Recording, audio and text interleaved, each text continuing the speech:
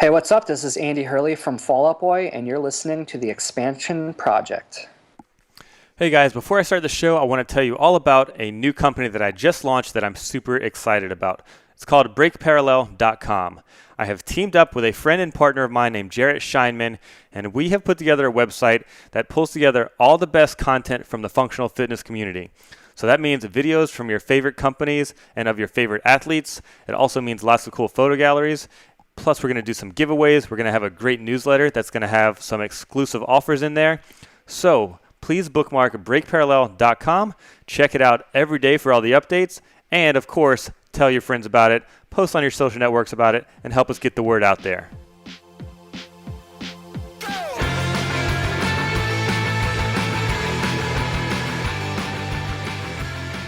Welcome to another super exciting episode of the Expansion Project podcast. I am your host, Fat Tony, and on this show, I have casual yet deep conversations with professional athletes, entrepreneurs, coaches, investors, authors, bloggers, musicians, and anybody else that I find to be either interesting or successful.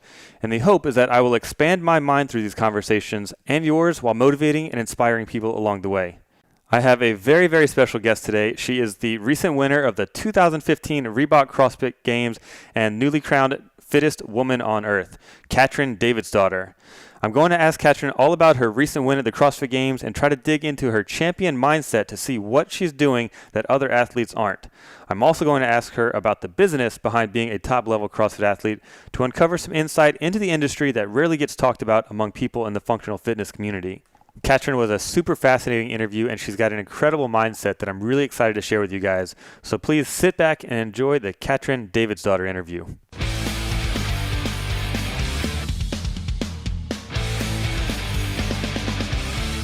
Before I welcome my guest, I want to thank you guys for sharing the show with a friend and for sending me such positive feedback. It really does mean a lot, and the more that you guys tell your friends and post about it on your social networks, the more people are going to find out about the show and get motivated and inspired. So thank you for that. Also, thanks to everyone who continues to leave 5-star ratings and reviews on iTunes. If you guys go click on the iTunes page, please leave a positive review and 5 stars. Some of the best reviews will get read here right on the show, and I'll give you guys a big shout out. Also, just a reminder, please go to the expansionprojectpodcast.com and click on the affiliate links that I have on the right side of the page. When you buy stuff through those links, it's going to kick back a little bit of money here to help out the show and keep me rolling. Most importantly of those links, NutriSumma.com. They've got a promo code FATTONY1 that will give you 20% off all your supplements and protein. I use their amino acids, their green supplement, and their vegan-friendly pea protein. So again, that's NutriSumma.com, promo code FATTONY1. And now I'll welcome my guest to the show. Katrin, thank you so much for taking the time out today to sit and chat with me. Thank you. Before we start, I've got to go over your name because as someone not from the U.S., I'm sure people mess up your name all the time. So can you please pronounce your full name how you normally pronounce it? How I would pronounce it? Yeah. I would say Katrin Davidsdottir. And how do Americans... We call her Katrin Davidsdottir in the States. Okay, perfect. I've heard so many people, announcers and commentators and stuff, pronounce it so many different ways. So Katrin, that'll be good, right? Cool. That's fine. It's perfect. Does it ever annoy you when Americans kind of mess up the pronunciation of your name? No. I mess up pronunciations all the time, so no judgment on that side. Cool. So your English is actually really good. I always am fascinated when I talk to people from outside of the U.S. And kind of figuring out how they learned English. So was that for you through school or through TVs and movies? So I was born in England. My dad is English and Okay. my mom is Icelandic. So I lived there for the first 4 years of my life. So I've always spoken both Icelandic and English, but I spoke British English. So when I first started coming to the States, people wouldn't really understand me or find my accent funny or didn't understand certain words that I used. Mm-hmm. So I've definitely had to learn, and I've spent a lot of time in Boston, and so it's kind of like I've learned the American English too. Yeah. What would be the difference between British English and American English? Like what would you have said in the past that people would be kind of confused about or? Like the first when I started going to restaurants, I'd be like, "Can I have some water, please?" They'd be like, "You want what?" I'd be like, "Water." Right. Got it. That's funny. Yeah, I've done quite a bit of traveling, and I always feel like a really dumb person when I go to other countries because it seems like everybody else from other countries knows how to speak several languages, and Americans just never put an emphasis on that as kids. And so I'm always just like, damn, I'm stupid. So I'm curious too. Do you speak other languages, but now besides English and Icelandic? I speak Icelandic and English like fluently, Mm-hmm. no problems at all, and I can switch whenever. I did learn Danish in school. I guess I could like read it, Mm-hmm. and I guess I could like read all the Nordic languages like Swedish and Norwegian and that kind. But as soon as they start talking and their accent comes into it, I'm out. Got Like it. I can't talk or like make my own sentences. And then I learned a little bit of Spanish too. I thought I was good at it until I went to Costa Rica, and turns out I can speak none. Got it. That's funny. So where are you at right now? As we're recording this, we're about 2 weeks post CrossFit Games. So where are you hanging out currently as we're talking? I'm in Atlanta. My family lives here, so my mom's brother lives here, his wife, and there are two boys, so my little cousins. So I'm just here. I'm hanging out. I'm having fun with them, and just before I head back home to Iceland. Okay, cool. So is that where you spend the majority of your year then at this point, is it in Iceland? Yeah, I think so, majority of the year. But my coach is Ben Bergeron, owner of CrossFit New England, Mm-hmm. and so that's where I spend a lot of my time too, training with him. Okay. So break down throughout the year, how many times will you go to New England and hang out with Ben and that crew and train over there and stuff? So January was kind of like a little bit of like a competition season. So I was like traveling to and from Boston and other states in January. I was back in March for training camp. I was back for a while before regionals for training camp, and then almost right after regionals, I was back there.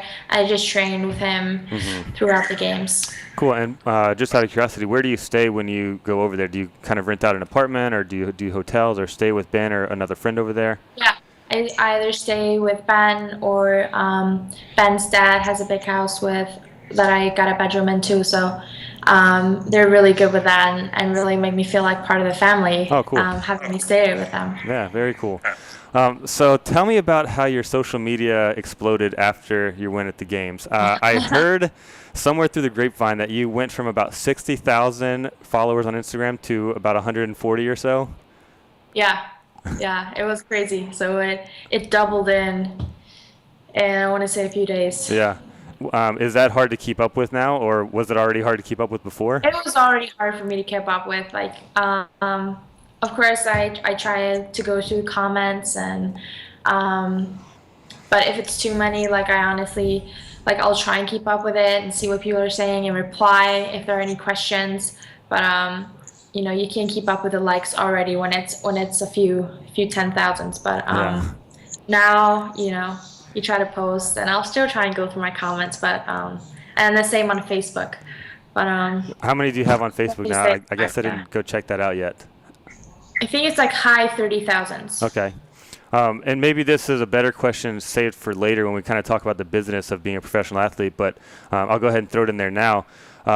Has that affected sponsorships and stuff at this point? Like, obviously, by having that many followers and fans and stuff on your social media, now you're more valuable to potential sponsors or current sponsors.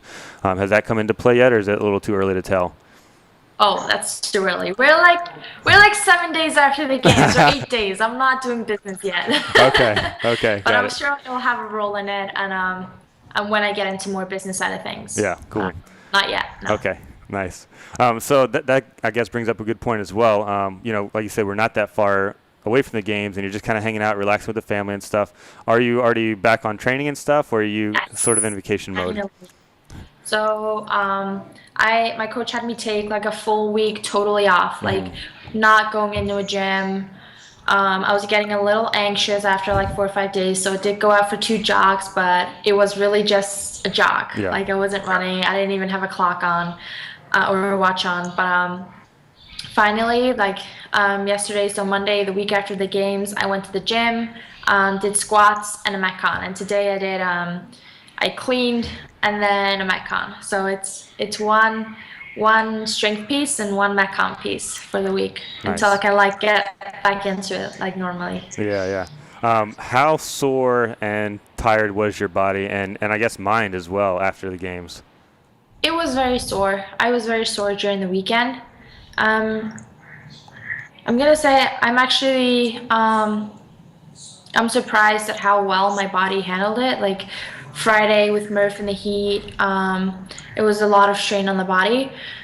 And I was very, very sore. I didn't sleep very well. I woke up a lot during the night before Saturday, and but I didn't really get any worse. And like we could see it all the time when like the athletes would start moving, it would be like, oh, Uh-huh. okay.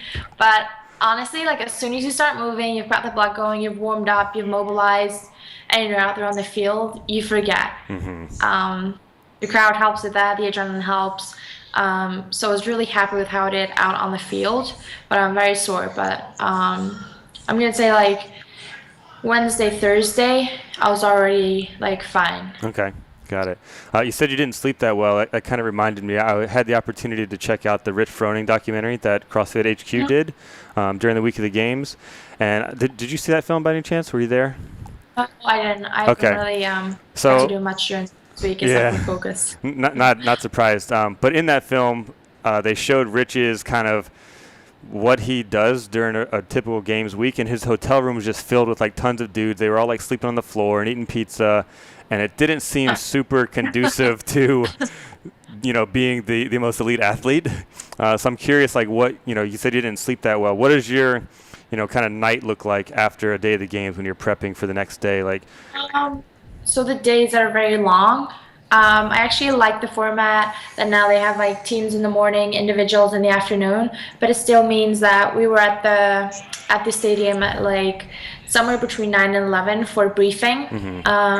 So you'd normally just wake up and have breakfast and then go out, and normally we wouldn't finish until 7, 8, 8:30 at night, and by that time my coach and agent would already have food for me. I'd eat it in the car, and by the time you're already at the hotel or showered, it'd be like 10:30. So there's not, and so tired. yeah, So I normally just get back, eat, shower, and go to bed. got it. On a typical night, how much sleep do you normally get? I always shoot for 8 hours plus. Okay. Just for full recovery, just to be able to have a good training day, I need 8 hours. Yeah.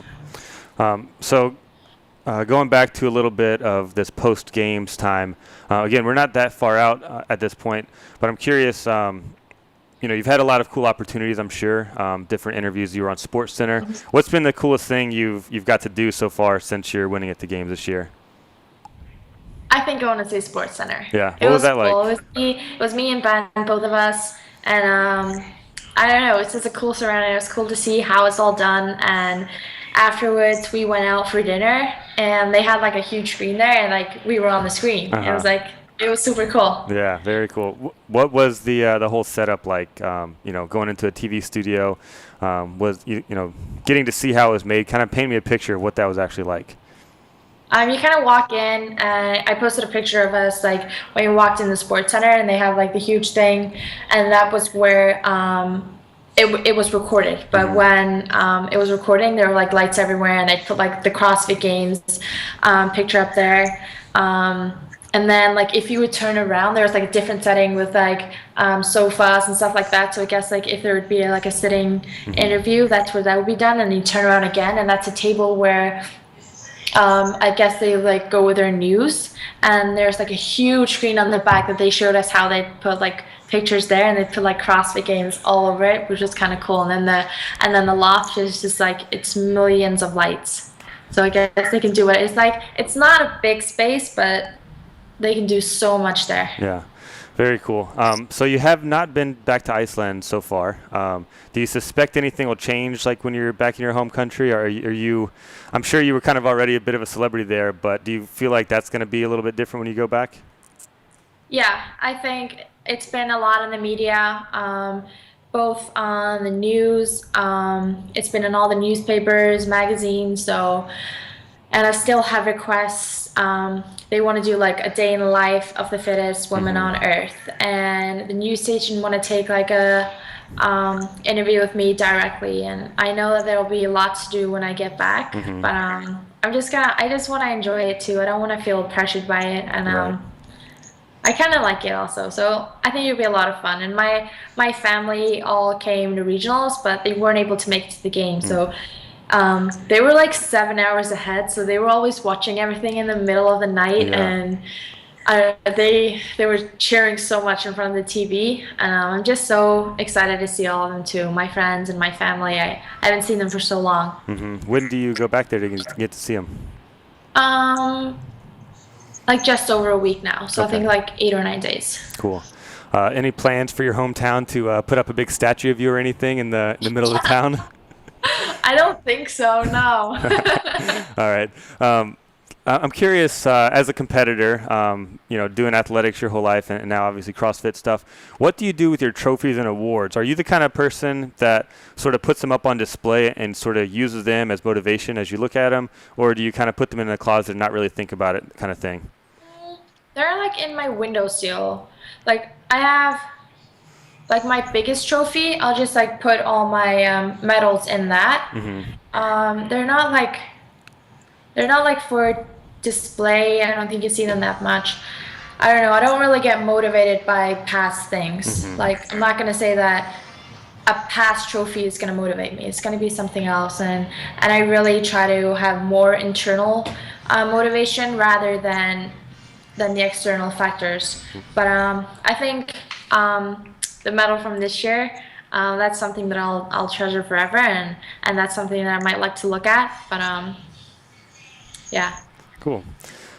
So what is it about Iceland? And maybe this is a question that's been asked many times, but All the time, yeah. I've got to hear your answer to the question. But what do you think it is about Iceland that produces such incredible athletes? So from an early age, we're very competitive. You know, we don't really do any recreational sports. It's all you go in a sport and you're in it to compete in it. The gender equality in Iceland is so much. I think it's the most like in the world they talk about. So I think it's like it's looked up to be strong. Like girls aren't afraid to be strong. And then one of the biggest factor too is Annie winning in 2011. I mean, it was all over the news, all over the media. Annie had won the games, and I mean that's what made me start CrossFit.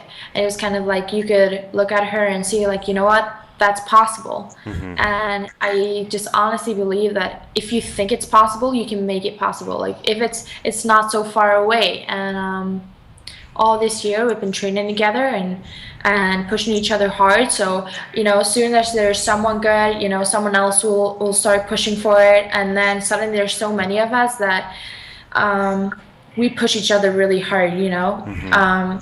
Just making it to the games from our region, I mean, that's hard in itself. Yeah. So you gotta be ready all year. Yeah. So you mentioned training with Annie. You guys are obviously friends, training partners, from the same country. When she had to withdraw from the games this year, did that play on you mentally at all? Was it difficult for you to see that and kind of, you know, remain focused on what you needed to focus on? It was devastating for me, of course.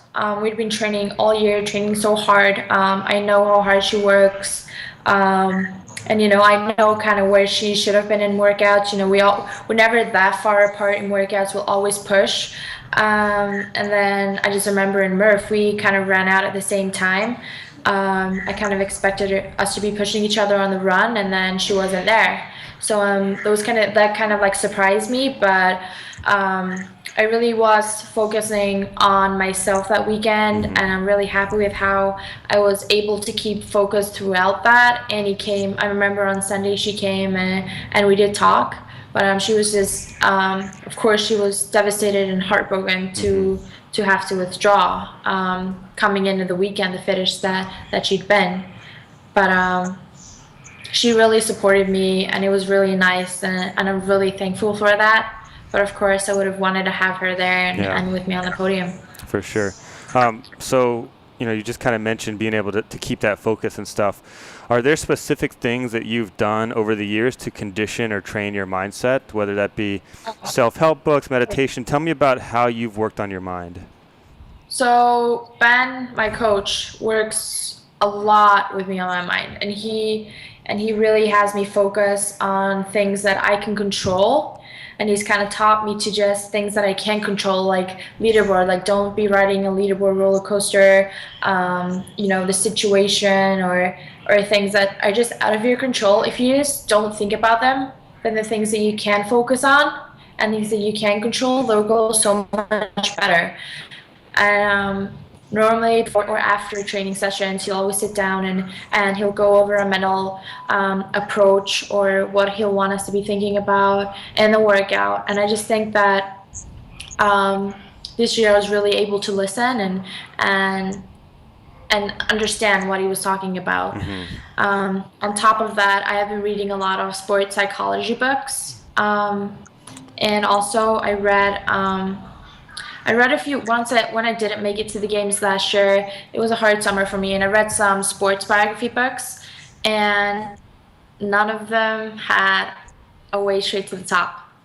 All of them, and most of them had like a major downfall, something that really made them push harder, something that really showed them how bad they wanted it, and the next time they were really going to get it. Right. And that kind of motivated me to get back into training, and then I started reading more sports psychology books. And I'd say like the past 2 months were like a big gain in me and my mental game. Spending so much time in Boston every single day and kind of just learning what mentality to bring into training every day, what mentality to leave the gym with. If you walk in and you're excited to go and you give everything they have into what you're doing at the moment, not thinking about what you just did, what you're gonna do, just what you're doing right now, everything you got, and then hopefully you leave the gym knowing that you're better than when you walked in. Yeah. That's the best feeling. So a couple follow-up questions for that. So Ben Bergeron, your coach, has given you a bunch of tools and techniques and stuff. Without giving away his, secret coaching techniques, can you give me like a very specific example of maybe something he's said before a workout of focus on this or something specific that he's given you?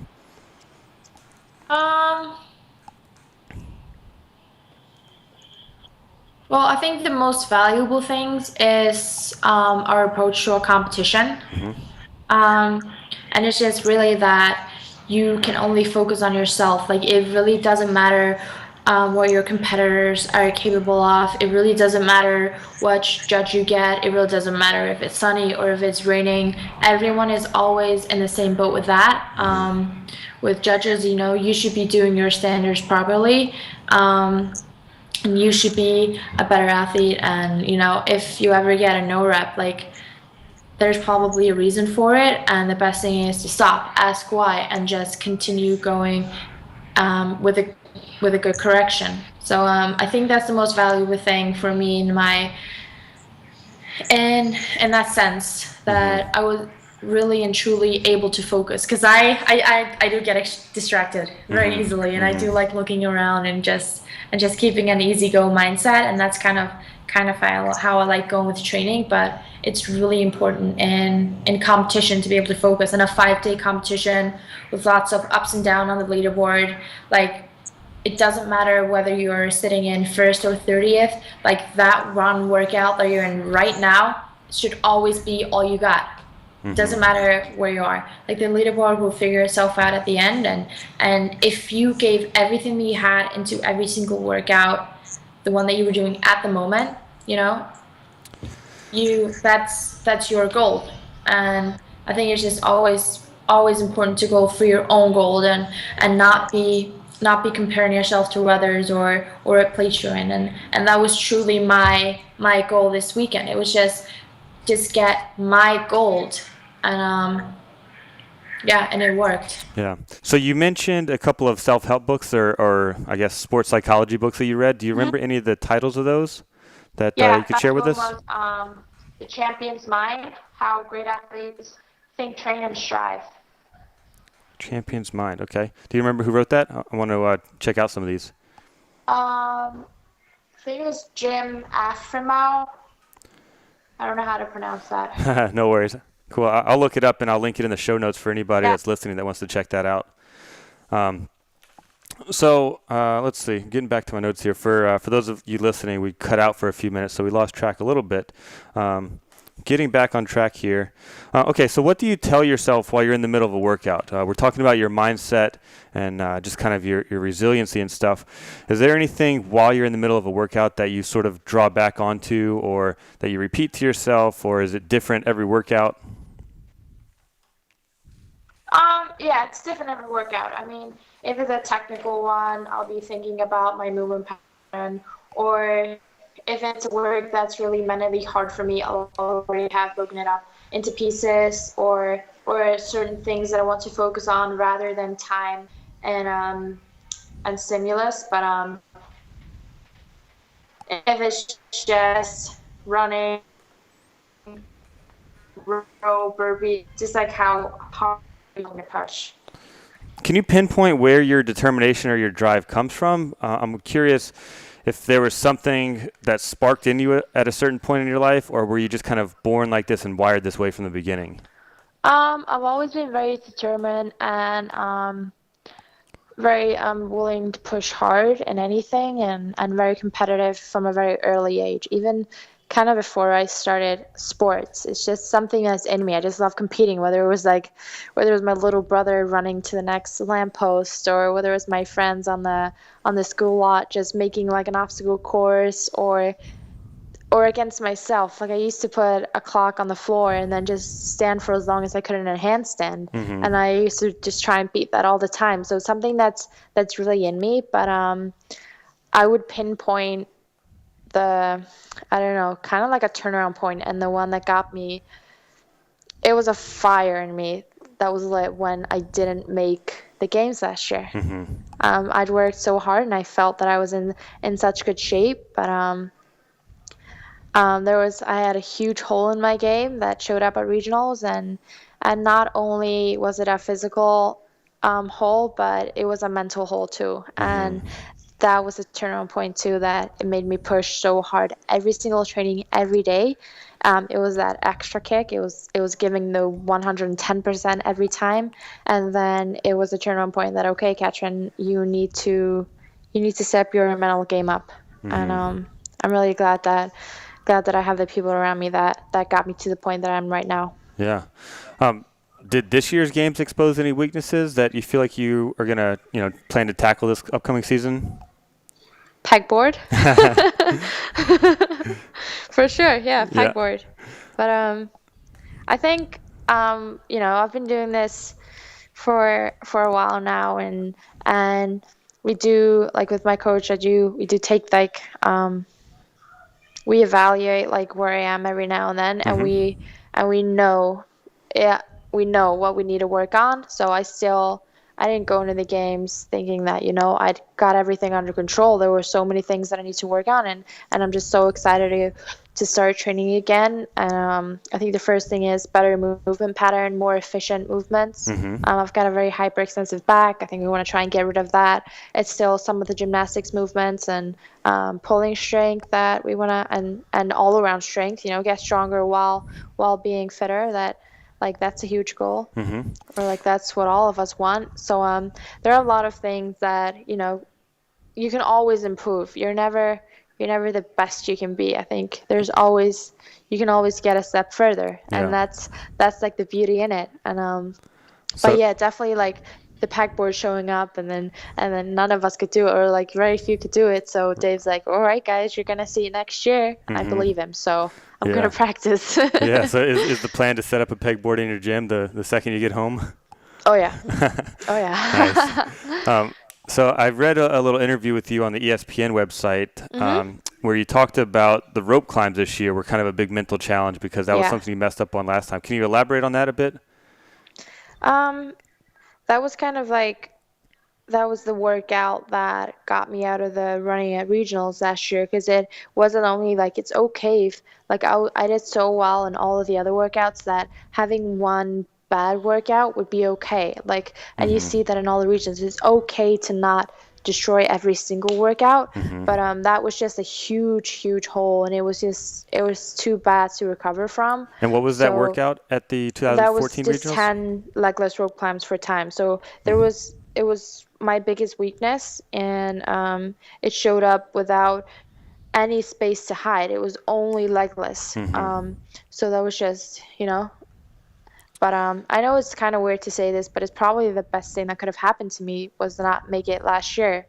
It just proved to myself how much I wanted it and how much I was willing to work for it, and it just lit that fire in me. So this year, of course, um, I think that was the one point that was hard for me in the games, and like mentally hard, and I lost a little bit of focus. But Mm-hmm. my coach got me right back on track, and told me how much and how hard we'd been working on it. And he brought me back to the gym. It was like just us at the gym, and I'd been doing it every single day. It's just reassuring that I can do this, and Mm-hmm. I'd worked hard for it, and it was one rope climb at a time, Yeah. and rest until I was ready to get the next rope climb. And I got them all, because one failed. That was huge in that workout. So Yeah. just get them all.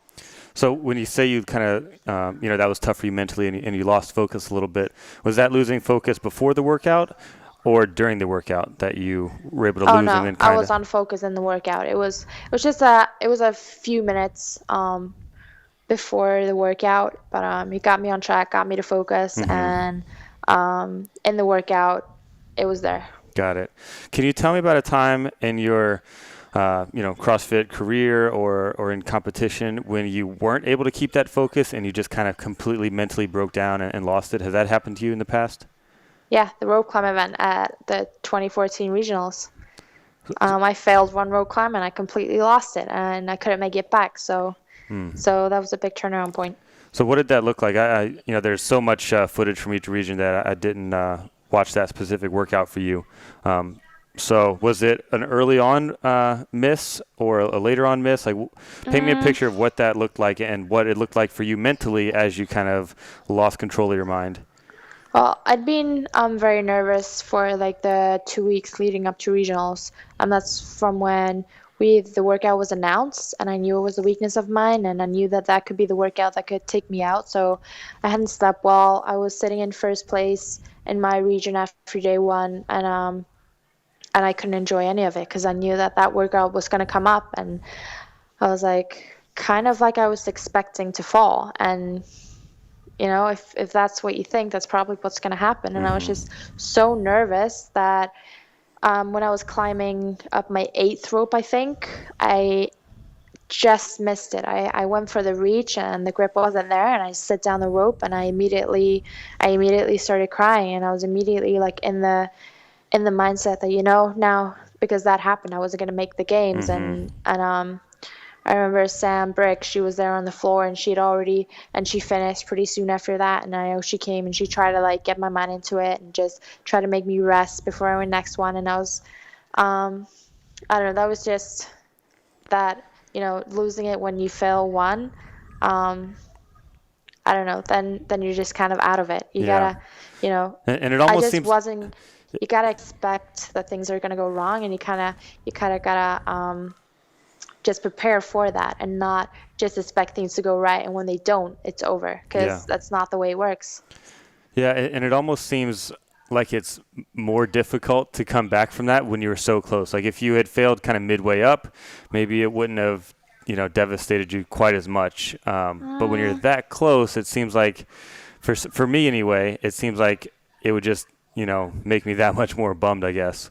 I don't know. If I would have failed midway up, I probably would have thought that there's nothing left in me. Right. Okay. Since I could only make up half the rope. But Yeah. I don't know. I didn't think of. I failed the rope, and Yeah. didn't take it very well. But Yeah. yeah, learned from it. For sure. So help me understand the relationship between you and your coach, Ben Bergeron. You've mentioned going back to New England a few times throughout the year. When you're not with him, what does that look like while you're at home? When I'm at home, of course, me and Annie train together when we're there. So we always have someone to push us. And we try to and Frederick is there too, and he's a very good hands-on coach also. So all of us will just make sure that we're moving well and watch each other.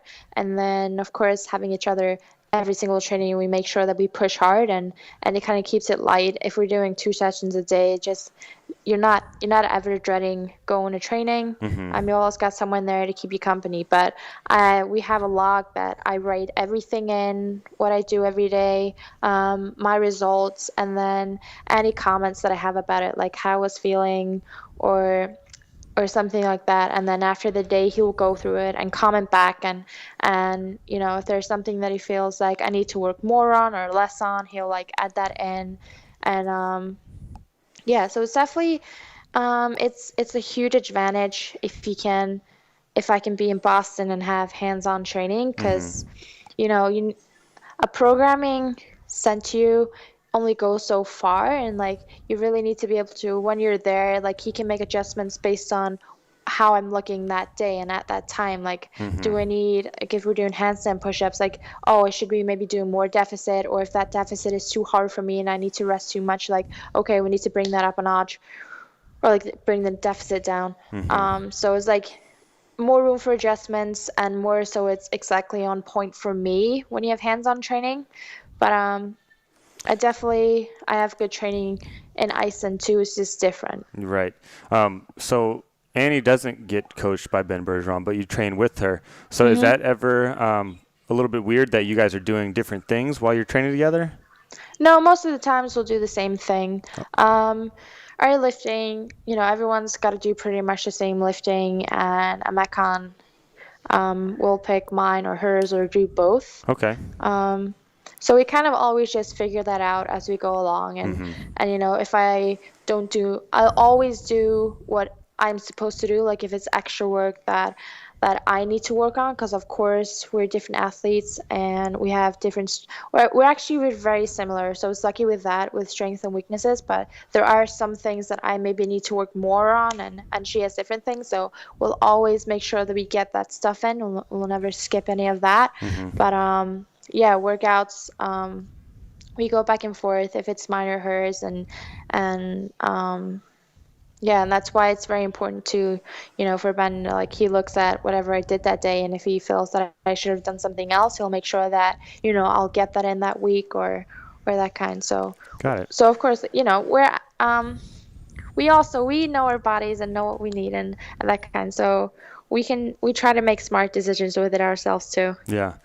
So I'm going to switch gears a little bit and talk about the business of being a professional CrossFit athlete. And anybody that's listened to the show in the past knows that I'm a very kind of entrepreneurial minded person, and very curious about business and different types of business. So with your training, help me understand the economics of it. When you're dealing with Ben Bergeron or any other coaches, is this something that he does in order to promote his gym, or do you pay him to do this? How does that work for getting your actual training? Both. I think, of course that's his job, and I pay him to do it, but I promote what I feel is best, and I know that I would not be here without him where I am right now, and I'm just so thankful to have him with me that, of course, I'll promote that, and just, or not even promoting, it's just what I feel, if I want to post it. Right. And hashtag built by Bergeron, because I really feel that way, and I really mean it when I say it. Yeah, and I know a lot of athletes have different types of coaches, like a separate gymnastics coach or lifting coach. Do you have other coaches besides Ben? Yeah, I work with Chris Henshaw for my running, and I've been doing that for about 2 years, and I really feel that helps me too. I think running is a really important factor in fitness, and it gets it's kind of like the base. You really gotta run. You can do as much CrossFit as you want to, but I really feel that running is taking you the extra mile and getting you that extra endurance, and if you go to a track, it's such a controlled environment. You can decide how tired you want to be, when you want to check your 400 meters, or you can pace it so well, and you can do exact distances. And I don't know, I love it, and I really enjoy running too. So that's something that I think has been a really important part of my training. There's no, I don't have a gymnastics coach, but I think that's something that I'd really, really want to have this year. I think that's something that I can really benefit from, and getting my gymnastics and technique there better. Yeah. So again, I'm just curious about the business aspect of things, and I never want to, overstep my boundaries with questions or anything. So feel free to not answer or answer however you'd like. But I'm curious, it's been said that most CrossFit athletes don't make enough money to live as an athlete, and a lot of people are coaches, they own gyms, or they have other jobs. So what is your current situation? You're a pretty young girl. Aside from the hefty check you just got from winning the games, before that, were you making enough money through your sponsors and everything to pay for your coaching and living and travel and everything? Yeah, well, I still live at home, so I don't have that many expenses. So I'm really lucky with that. But I do coach alongside, and I do have my sponsors like Reebok. They really make it happen for me. Like I can train a lot without working too much, but I do coach, and I do like coaching alongside. And then it's just like competitions throughout the year that, if you do well, you get prize money. Right. So, cool. Yeah. So for me, it's possible. Aside from, living at home, and maybe you don't even view it this way at this point, but financially or otherwise, can you tell me about some of the things that you've felt like you've had to sacrifice to be able to train and compete at the level you're at right now? I get asked about that a lot, about sacrifices. And I think when this is something that I want this much, and this is something that I enjoy this much and have so much passion about, I don't really view it as a sacrifice. It's totally my choice. Right. But I do miss, like, this summer I missed all my friends' graduations. I miss birthday parties, or I do try to show up and see all my friends, but I have to leave early if I have an early training session in the morning after. I won't go out drinking with my friends, but I don't know, I like seeing my friends and my family. I might go with my mom and my grandma for lunch, or my friends like in between training sessions. So I really try and keep up with my friends and family, but of course there are things that I have to miss out on, and sometimes I have to skip the dessert, but I don't know. I really am. I'm living the dream, so I can't say that I don't know. It's not sacrifices in itself. It's just choices that you make. Yeah, cool. That's a very good way to put it. I like that. So at the CrossFit Games, you just won a pretty significant amount of money, $275,000, right, for first place this year? Yeah. I'm curious if you have set plans for that money, if you're going to treat yourself, if you have investments lined up or anything like that. And kind of a follow-up, there's a documentary called Broke on ESPN 30 for 30 that talks about how, professional athletes, I think specifically in this one, football players, they make a lot of money through their career, and then they've never been taught how to actually use that money. So I'm wondering if anybody is sort of helping you, with your finances or anything, now that you've, been successful with the money and everything. So yeah, I'll totally have to admit that I don't know how to like invest or do anything with this kind of money. So I will start talking to a financial advisor, and both here in the States and in Iceland.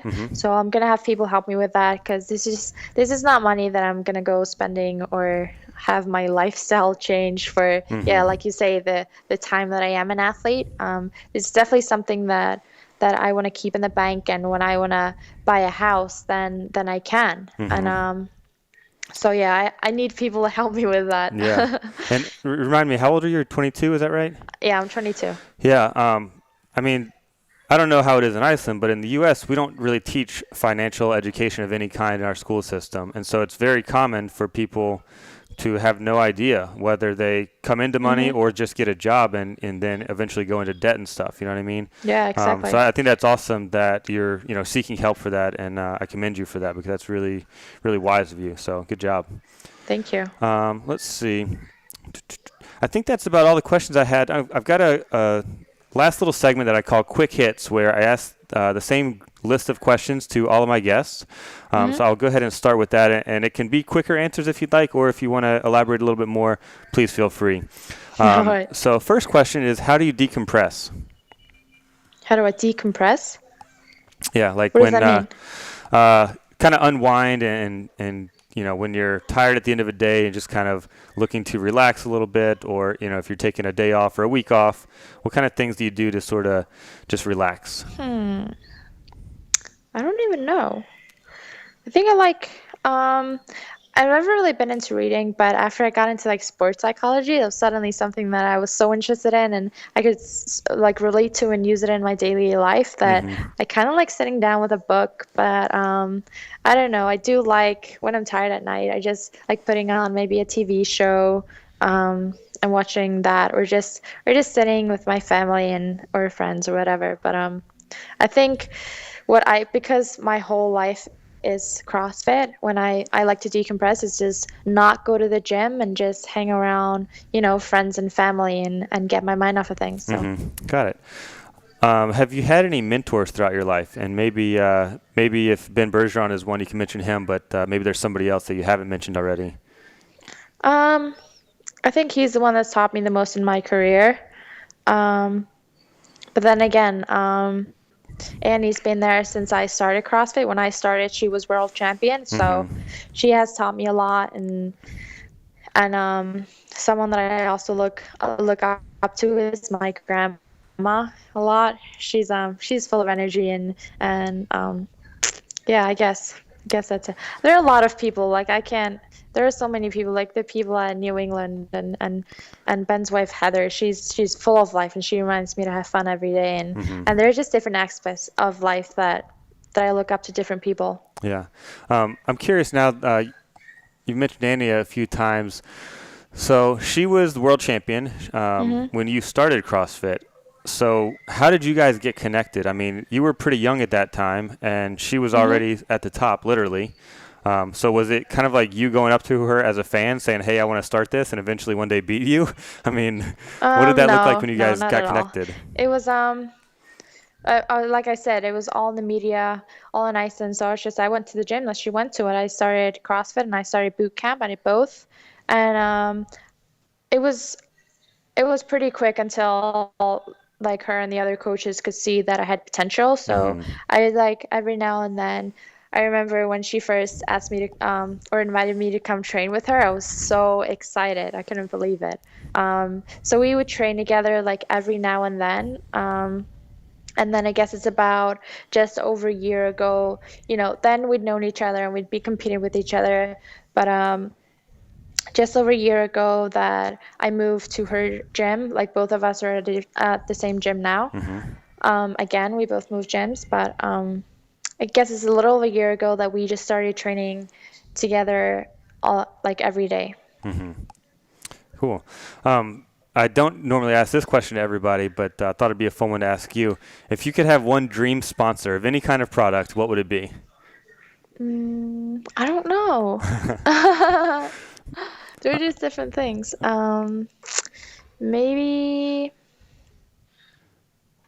I mean, for me, it might be like Ferrari or Lamborghini or something like that, where they could just, hook up a nice car every year or so. Yeah, maybe I'd like a car sponsorship. That'd be fun. That'd be kind of cool. So I'm going to wrap up with one final question that I ask everybody, and that is, do you have a favorite quote or maybe a favorite piece of advice that someone has given you? I think work hard. I think when people say hard work pays off, it's true. Yeah. A lot of people have talent and potential, but I think hard work will always triumph that. So that's something that, I try to remember every single day, and that's what I really look up to in other people, and I like hard workers. Yeah. Cool. All right, we are going to finish the interview there. Please tell people where they can find out more about you and connect with you on your social networks, or go ahead and plug anything else you want people to go check out. So I have my Instagram account is Katrin Tanya, so Katrin and then my middle name.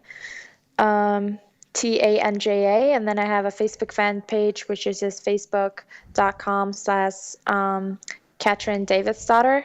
I do have Twitter that I'm trying to activate more. I've never actually been into Twitter, but I'm trying. And that's it for the moment. We'll see if I open a web page or something like that. But at the moment, that's it. I do have Snapchat too that I try to like just put on like what's going on in my daily life. That's Katrin Tanya too. So Awesome. But yeah, that's it for the moment. Yeah. Cool. Well, I will link all of those on the show's website. You can find that and the other show notes from this on theexpansionprojectpodcast.com.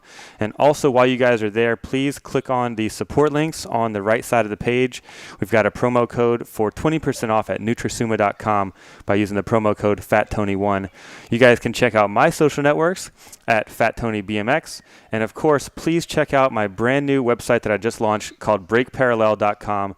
It is a place where we aggregate and post all the best CrossFit and functional fitness content out there. So no more bookmarking 100 websites, no more following 500 Instagram accounts. You guys can just bookmark BreakParallel.com and check it out every day for all the coolest videos and photos out there. So until next time, Katrin, thank you so much for being here. It was a real pleasure, and I will talk to you next time. Thank you for having me. All right, take care. Bye.